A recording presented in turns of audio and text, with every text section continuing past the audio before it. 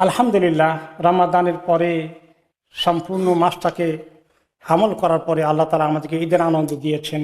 এরপরে আমরা এখন রমাদানের পরে আমাদের জীবনের আরেকটি বৎসরে যাত্রা শুরু করেছি। আলহামদুলিল্লাহ, সুম্মা আলহামদুলিল্লাহ। এই রমাদান থেকে কত মানুষ বঞ্চিত হয়ে গেল। আমাদের সঙ্গে যারা ছিলেন তারা অল্পের জন্য অনেকেই মিস করেছেন। আল্লাহ তাআলা আমাদেরকে মাসটাকে কমপ্লিট করার সুযোগ দিয়েছেন। অনেকে আল্লাহ সুস্বাস্থ্যের সাথে প্রত্যেকটি রোজাকে আমল করার তৌফিক দিয়েছেন। যারা অসুস্থ ছিলেন ওদের কারণে নিশ্চয়ই আপনারা দোয়া করেছেন, সেটাই আপনাদের ইবাদত হিসেবে আল্লাহ তাআলা কবুল করবেন। ফিদিয়া দিয়ে থাকলেও আপনি রমাদান পেয়েছেন, এটা আপনার সৌভাগ্য। এখন আল্লাহ তাআলা আমাদেরকে এই যে রমাদান নিয়ে আসলেন, এত সুযোগ দিয়েছেন, এত উৎসাহ আনন্দ আমাদের মনে দিয়েছিলেন। আমাদের মধ্যে সবচেয়ে অলস লোকটিও রমাদানে পিছপা হওয়ার জন্য, পিছনে পড়ে থাকার জন্য পড়ে থাকিনি, বরঞ্চ সবাই চেষ্টা করেছি। আমরা সারাটা দিনে লম্বা রোজা রেখে রাতের বেলায় নামাজ আমরা মিস করি। তারপরে কোরআন তালাওয়াতের সুযোগ নেওয়ার চেষ্টা করেছি, ঘুম কম হয়েছে, এরপরে আমরা আমল ছাড়িনি। আল্লাহ তাআলা কবুল করুন। আল্লাহ তাআলা আমাদেরকে এই যে ইবাদতের মজা দিয়েছেন, আল্লাহ তাআলার সঙ্গে সম্পর্কের যে কি মজা আছে, স্বাদ আছে, সেটা কিছু হলে আমরা পেয়েছি। এখন রমাদানের পরে আমরা পৃষ্ঠাটা টোটালি উল্টিয়ে ফেলবো, আমরা আর রমাদানের স্পিডগুলোকে ধরে রাখবো না। এটা রমাদানের মাকসুদ নয়।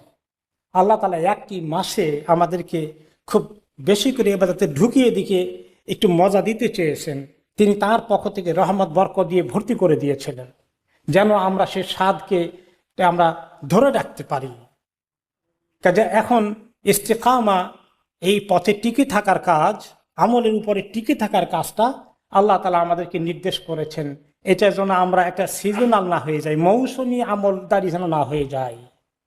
তা আল্লাহ তাআলা সে কথা কোরআনে পাকে বলেছেন যে, হে নবী, আপনি একদম মজবুতভাবে দিনের পথে, ইবাদতের পথে টিকে থাকেন, এবং যেভাবে আপনাকে নির্দেশ করা হয়েছে, এবং আপনার সঙ্গে সাহাবাই কেরাম যারা তওবা করেছেন তারাও যেন টিকে থাকে বরাবর, রেগুলার, নিয়মিত আমলের মধ্যে। আর কখনো সীমালঙ্ঘন করো না। তোমরা যা কিছু করো আল্লাহ তাআলা সব দেখেন। যে আমল আমরা রমাদানে করেছি তার ধারাবাহিকতা কিছু হলেও যেন কন্টিনিউ করে, এবং হঠাৎ করেই যেন আমরা ছেড়ে না দেই। এই ব্যাপারে আল্লাহ তাআলা এখানে তাকিদ করেছেন। এবং এই তাকিদটা যে এত অনেক কঠিন, যে আল্লাহ রাব্বুল আলামিন এখানে বলেছেন যে একদম ইস্তেকামাতের সাথে টিকে থাকতে, কোনো রকমেই যেন অলসতা, গাফলতি মানুষকে ভুলিয়ে না দেয় আল্লাহ তাআলার সঙ্গে সম্পর্ক থেকে। সেই জন্য এই আয়াতটা সূরা হুদে যখন নাজিল হয়েছে, সূরা হুদের 112 নম্বর আয়াতটি, ইবনে আব্বাস রাদিয়াল্লাহু তাআলা আনহু বলেন যে নবী করিম সাল্লাল্লাহু আলাইহি ওয়াসাল্লাম এই আয়াত যখন নাজিল হয়েছিল, এটা অনেক শক্ত আয়াত হিসেবে ওনার কাছে ছিল। এটার মেসেজ, এটার বক্তব্য তিনি অনেক শক্ত এবং সিরিয়াস মনে করেছেন। এরপর থেকে তিনি নিজের কোমর বেঁধে ইবাদতের পরিমাণ আরো বাড়িয়ে দেওয়ার চেষ্টা করেছিলেন। কারণ আল্লাহ তাআলা বলেছেন যে ইস্তেকামাত করতে হবে, গাফলতি, অলসতা যেন আমাকে পেয়ে না বসে। এই জন্য তিনি এই আয়াত নাজিল হওয়ার পরে ইবাদতে আরো অনেক গুণ সিরিয়াস হয়ে গিয়েছিলেন। এবং হাসান বাসরি রহমতুল্লাহ আলাইহি একই কথা বলেছেন যে রাসূলুল্লাহ সাল্লাল্লাহু আলাইহি ওয়াসাল্লাম এই আয়াত নাজিল হওয়ার পরে খুব জোরসোরে আল্লাহর ইবাদতে তিনি লেগে গিয়েছিলেন। এবং এই যে ইস্তেকামাত, স্থির থাকা, স্থায়ীভাবে আল্লাহর পথে টিকে থাকার কাজটা খুব সহজ নয়। এটা অনেক কষ্ট আছে। অলসতা পেয়ে বসে, শয়তান ধোঁকা দেয়, গাফলতি চলে আসে, দুনিয়ার মজা খাহেশ আমাদেরকে তাড়া করে। এই জন্য সাহাবী সুফিয়ান আস-সাকাফি রাদিয়াল্লাহু আনহু বলেন, ইয়া রাসূলুল্লাহ, আমাকে ইসলামের উপরে এমন একটি কথা আপনি বলেন দিনের মধ্যে, যেটা আমার জন্য যথেষ্ট হবে, এবং আমি আপনার পরে আর কাউকে আর কিছু জিজ্ঞাসা করা লাগবে না। এমন মজবুত কিছু আমাকে নসিহা বলে দেন। তিনি বলে দিলেন, তুমি বলো যে তুমি আল্লাহর উপর ঈমান এনেছ, যে আমি আল্লাহর উপর ঈমান এনেছি, আর এই কথার উপরে মজবুতভাবে টিকে থাকো।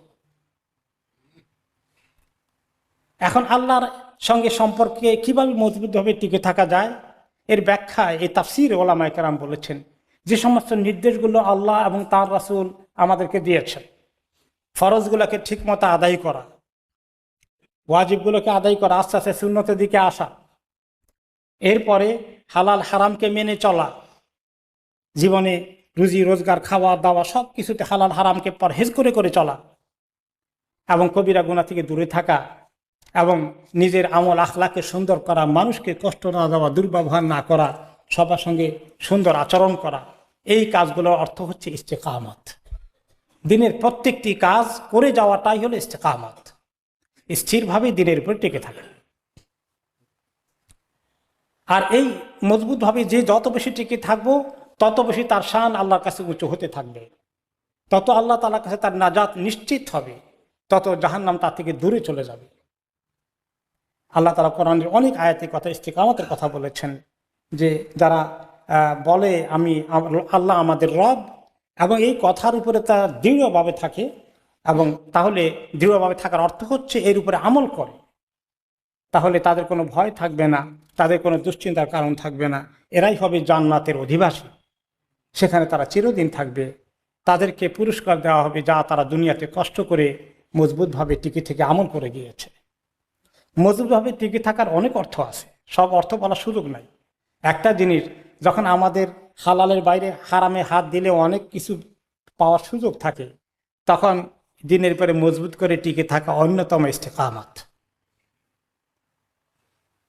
এই কাজ করলে মানুষ তার রুজি রোজগার থেকে শুরু করে অন্যের হকের ব্যাপারে, ব্যবসা বাণিজ্য করতে গেলে, চাকরি বাকরি করতে গেলে কাউকে প্রতারণা, ঠকানো, সুদ ঘুষ, এগুলোর থেকে দূরে থাকবে। কারণ সে জানে যে আল্লাহ তাআলা তাকে জান্নাত দিবেন এই শর্তগুলোর আলোকে। শুধু নেক আমল বাড়িয়ে দেওয়া নয়, গুনাহ থেকে দূরে থাকা, দুটোই ইবাদত।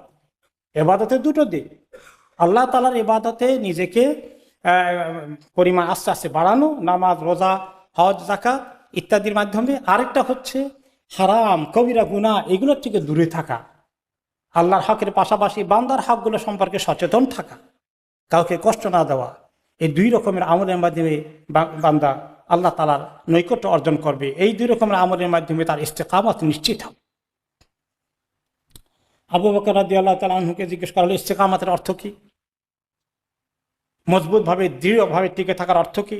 তিনি বললেন যে যারা আল্লাহ তাআলার উপরে তাওহীদের বিশ্বাস করেছে এবং কোনো শিরকে যায়নি, কখনো শিরক থেকে দূরে থেকেছে, এবং তারা এই আল্লাহর প্রতি ঈমানের দাবি পালন করার জন্য মজবুত হয়ে টিকে থেকেছে।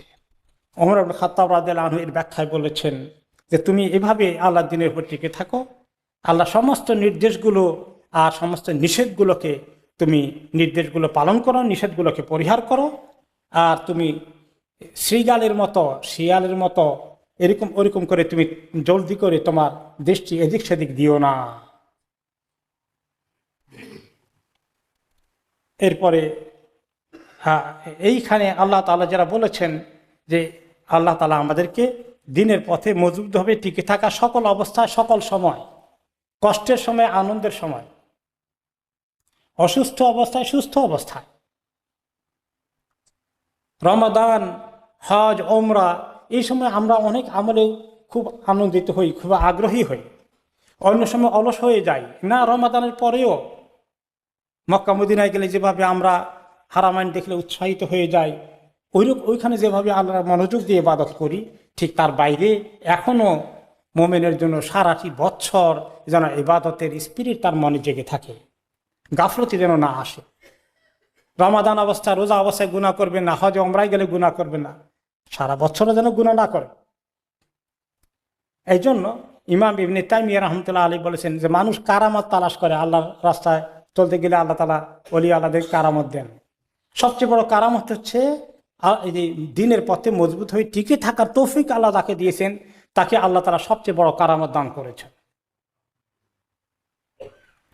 আলী রাদিয়াল্লাহু আনহু বলেছেন ইস্তেকামতের অর্থ হচ্ছে ফরজ কাজগুলোকে ভালো করে ঠিক মতো আদায় দেওয়া, যেন ত্রুটি না হয়ে যায়। এইভাবে আরেকটি হাদিসে আমরা দেখতে পাই যে রাসূলুল্লাহ সাল্লাল্লাহু আলাইহি ওয়াসাল্লাম ইস্তেকামতের ব্যাখ্যা করেছেন, মানুষের অন্তরটা আর জবানটা যদি ঠিক থাকে তাহলে তার দিন ঠিক থাকবে। যার অন্তরের মধ্যে খারাপ নিয়ত আছে, হিংসা, বিদ্বেষ, পরশ্রী কাতরতা, মানুষের ব্যাপারে দুশ্মনীর মনোভাব, এগুলোর থেকে মুক্ত থাকে, এবং যার জবান দ্বারা কথাবার্তায়, আচার ব্যবহারে মানুষকে কষ্ট দেয় না, এই দুটো ইস্তেকামতে থাকার লক্ষণ। তার এই দুটো জিনিস ঠিক থাকলে তার সমস্ত শরীর ঠিক থাকবে, অঙ্গ প্রত্যঙ্গ হাত পা সব ঠিক মতো চলবে। কিন্তু এই দুটোর মধ্যে গন্ডগোল হয়ে গেলে, মনের ভিতরে হিংসা বিদ্বেষ যদি জায়গা নেয়, দুশ্মনী যদি জায়গা নেয়, আর জন্য 12টা কিভাবে বাজানো যায় এটাই যদি তার মিশন হয়ে যায়, অথবা তার জবান দ্বারা যা আছে তাই মানুষকে খারাপ ব্যবহার করা, দুর্ব্যবহার করা, বদনামি করা, প্রচার প্রপাগান্ডা করা তার বিরুদ্ধে, এগুলো করে, তাহলে এই দুটো অঙ্গ নষ্ট হয়ে গেলে তার মধ্যে আর কোনো খায়ের থাকবে না, ইস্তেকামাত থেকে বিদায় হয়ে গেল। এই দুটো অঙ্গ ঠিক থাকলে বাকি অঙ্গগুলো ঠিক থাকবে। এরপরে আসল কথা হচ্ছে যে আল্লাহ তাআলার কাছে তৌফিক চাইতে হবে, যে কিভাবে আল্লাহ তাআলা আমাদেরকে তৌফিক দিবেন দিনের পথে টিকে থাকার জন্য। চ্যালেঞ্জগুলো যখন আসে, আমলের মধ্যে টিকে থাকা, গুনাহ থেকে দূরে থাকা, আল্লাহ তাআলা সেই কথা কোরআনে বাকি বলেছেন যে তোমরা চাইলেই তো হবে না, আল্লাহ তাআলা চাইলেই সেটা হবে। তো আল্লাহ তাআলার কাছে চাইতে হবে, তিনি যেন আমাদেরকে তৌফিক দান করেন। সেই জন্য তিনি আমাদেরকে প্রতিদিন সূরা আল ফাতিহাতে বলেছেন ইহদিনাস সিরাতাল মুস্তাকিম, মজবুতভাবে টিকে থাকার যে পথ, সেই পথের দিকে আল্লাহ আপনি আমাদেরকে হেদায়েত দেন। এখন আমরা আসি এই রমাদানের পরে কিভাবে আমরা আল্লাহ তাআলার এই ইস্তেকামাত আমরা ধরে রাখতে পারি। আমাদের কিছু নিয়মিত আমলগুলোকে জারি রাখতে হবে। হঠাৎ করে আমরা আমল বাড়িয়ে দেব, হঠাৎ করে কমে যাবে, এইরকম উঠানামা যেন আমাদের জীবনে না হয়, এটা লক্ষণ ভালো না। এই জন্য রমাদানে অনেক বেশি, আর রমাদানের পরে একদম কোনো খবর নেই না। মসজিদগুলো জায়গা হতো না ফরজ নামাজে, জামাতের মধ্যে, মাশাআল্লাহ। তো ফরজ নামাজের গুরুত্ব রমাদানের পরে কমে যায়, কোন কিতাবে লেখা আছে সেটা?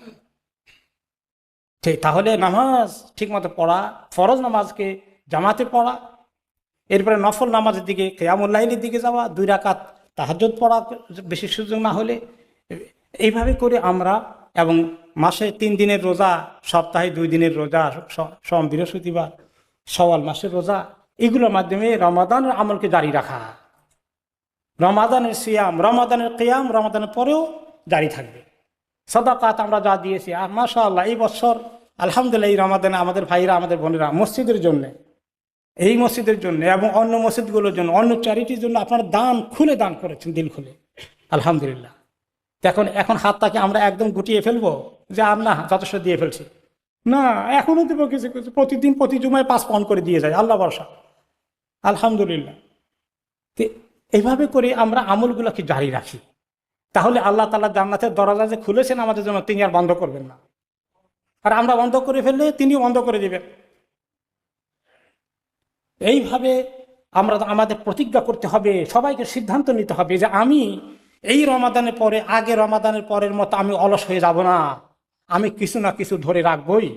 আমি রোজার আমল একদম ছেড়ে দেবো না, নফল রোজার দিকে আমি আসবো, আমি নফল নামাজ পড়বো, আমি গুনাহ থেকে দূরে থেকে ছিলাম, এখন থাকবো, আমি কোরআন তেলাওয়াত করেছি, আমি এখনও কন্টিনিউ করব। আর এটাই হচ্ছে আসলে রমাদানের আমল কবুল হওয়ার লক্ষণ। আর যার মধ্যে এগুলা নাই, একদম গত বছরের মধ্যে আবার আমি চলে আসি, একটু ইমপ্রুভ করে নাই, তাহলে মনে করতে হবে আমার আমল কবুল হয় নাই। এই জন্য আমরা বলেছিলাম, হাসান বাসরি রাহমাতুল্লাহি আলাইহি বলেছেন, কিছু কওম তারা এই অল্প সময়ের জন্য আমল করে তারপরে ছেড়ে দেয়, নির্দিষ্ট সময় আমল করে তারা আর নাই, এরা ভালো লোক নয়। আল্লাহ তাআলা সবচেয়ে পছন্দ করেন যে আমলকে, সেটা হচ্ছে অল্প হলেও বান্দা রেগুলার করতে থাকে, এই আমলকে আল্লাহ তাআলা বেশি পছন্দ করেন। এটা হচ্ছে আমল কবুল হওয়ার লক্ষণ। আমরা এই যে নামাজটা, যে যারা এখনো রোজা রাখলাম 1 মাস কষ্ট করে, এখন রোজার পরে ফরজ নামাজটা গাফলতি করে কাজা করে ফেলি, খবরদার। যে ব্যক্তি নিয়মিত ফরজ নামাজ আদায় করে তার সঙ্গে আল্লাহ তাআলার সঙ্গে জান্নাতে যাওয়ার চুক্তি হয়ে আছে। আর যে ব্যক্তি এটা পড়ে না, তার সঙ্গে আল্লাহর চুক্তি নাই, কোনো এগ্রিমেন্ট নাই। তাকে জান্নাতে যাওয়ার জন্য আল্লাহ নামাজের গেট দিয়ে রাখবেন। রোজাদারকে, যে বেশি রোজা রাখে, ফরজের পরে নফল রাখে, তাকে আল্লাহ রোজার গেট দিয়ে রাখবেন। যে সদাকা আয় রমাদানে দিয়েছে তারপরে কন্টিনিউ করে, তাকে আল্লাহ তাআলা সদাকার গেট দিয়ে জান্নাতের দিকে ডাকবেন। কয়েক গেট দিয়ে আপনাকে ডাকা হবে, সবগুলো গেট জোগাড় করে ফেলি। আল্লাহ তাআলা আমাদেরকে রমাদানের স্পিরিটকে ধরে রাখার তৌফিক দান করুন। কোরআন শরীফের খতম করেছি, এখন আগামী রমাদানের অপেক্ষায় থাকবো। এখনো আমরা পড়ি, ওই পরিমাণ না পড়লেও অর্ধেক পরিমাণও পড়ি। আজকারগুলো সকাল সন্ধ্যার নিয়মিত আমল করাকে আল্লাহ তাআলা এত পছন্দ করেন। প্রতিদিনের সকালবেলার জিকিরগুলো, সন্ধ্যাবেলার জিকিরগুলো হিসনুল মুসলিম থেকে মিস না করা, এগুলো হচ্ছে আমল জারি রাখার লক্ষণ, ইস্তেকামাতের লক্ষণ। আল্লাহ তাআলা আমাদেরকে ইস্তেকামাতের তৌফিক দান করুন।